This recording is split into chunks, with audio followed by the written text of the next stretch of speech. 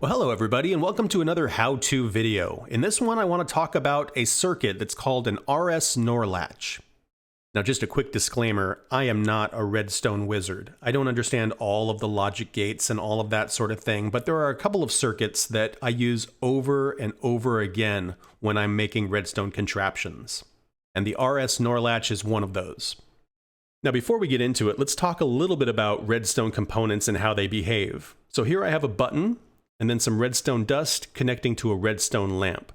When I push this button, we'll get a pulse that'll go through this dust, and it will light this lamp up for a short time, and then it will turn back off. Just like that. And that's great, but sometimes you want this to stay on. Now, one great way to accomplish that is to use a lever instead of a button. If I flip this on, we get a constant signal, and that lamp stays on. And if I want to turn this off, I can turn it off. Now, there are some times when you want a constant signal, but you also want the versatility of a button.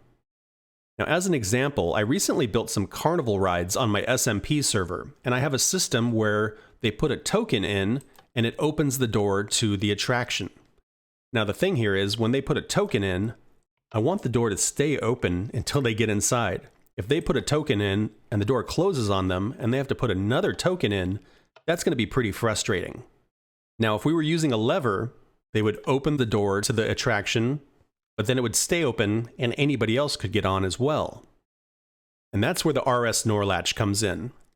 There are many, many ways to make an RS Nor Latch. This is one of my very favorites because it's pretty small and really inexpensive.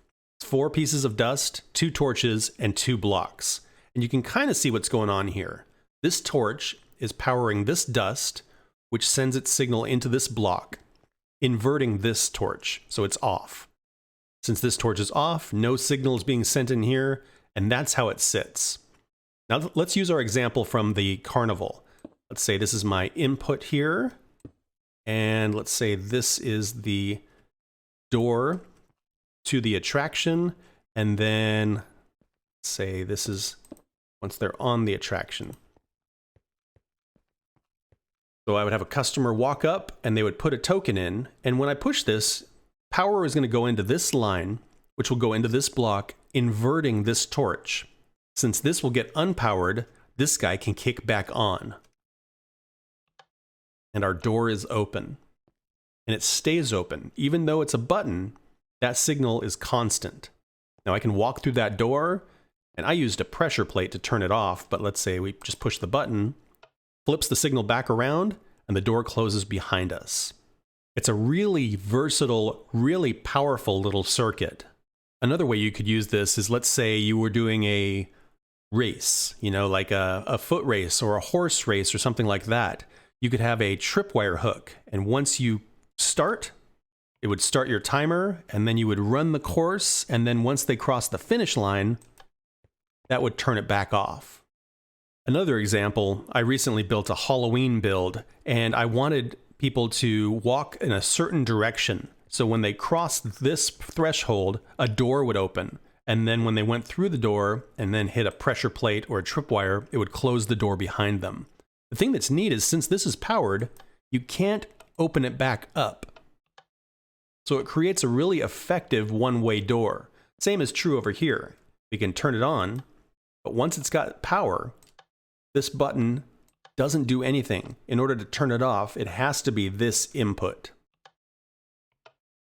There's just so many applications, from mini games to farms, for using an RS Nor Latch. And I want to show you just a couple other examples. This is one that is kind of cool. It is only 1 wide, so again, really small. And we have our 2 inputs here. And basically, there's just a item in this dropper, and so we're getting a signal out of here. And again, if I push this, nothing's going to change. If I push this one, it's going to move the item over here, and that moves our signal. Again, this button, not going to do anything. It has to be this input in order to change it. The only downside with this one is it's a little noisy if you push the one input over and over just because of the dropper. And then finally, I've got one other design here, a little taller, but again, really, really small. So if I push this button here, you can see we get an output here. If I push this button again, nothing's going to change. It's when I push this button that our output switches.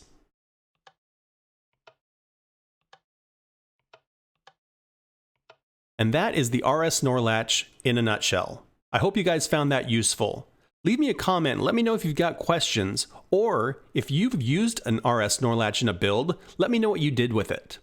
Thank you guys for watching. I hope you had fun. Please like and subscribe if you want to follow along on the adventure, and I hope to see you guys in the next one. Bye-bye.